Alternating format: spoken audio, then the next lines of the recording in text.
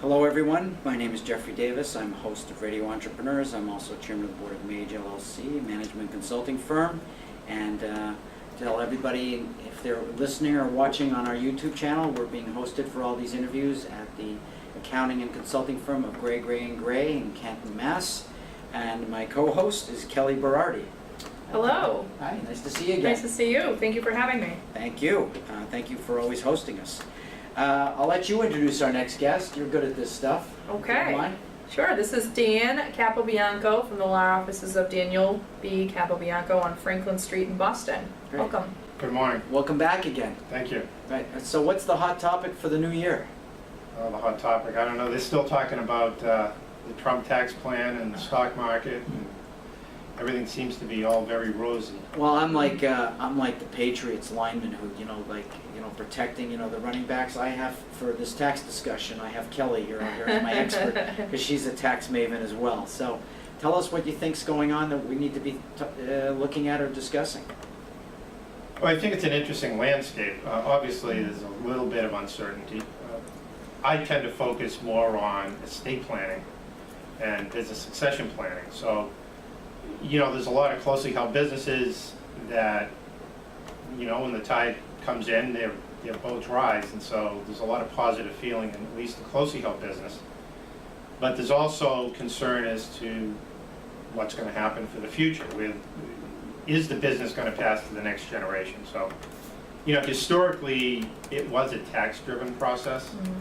If a business is worth $11 million, obviously there's a potential estate tax. And so a lot of clients, they're taking the approach, they're actually taking what politicians say literally. And it's like, well, I'm not going to have an estate tax, I don't need to worry about anything. So it just becomes an education process.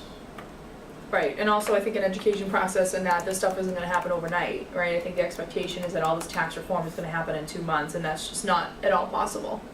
Yeah, and actually I don't like to bring up the past, but I always say look at what happened with the Bush administration. Mm-hmm. Because that was a platform of repealing the so-called death tax and saving the family farm and family business. It really didn't get repealed. It disappeared for literally 1 year. And then it came back on the books again.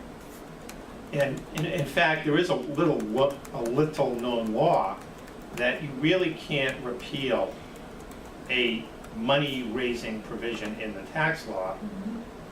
Mm-hmm. It won't hang around. It has to come back on the books within 10 years. I think that's called the Byrd Rule. And they can't get rid of that? They might be able to, but I think statistically it's a little difficult even in today's heavily Republican-skewed Congress. It'll be fascinating to watch this one play out. My advice to clients is always don't plan on what you don't know. Plan on the facts as you know them. And it's just a matter of building flexibility into, at least in my world, building flexibility into whatever trust document you create or whatever estate plan you create. You put enough options in the plan where if there is a changing environment, you can always go back and do a second look.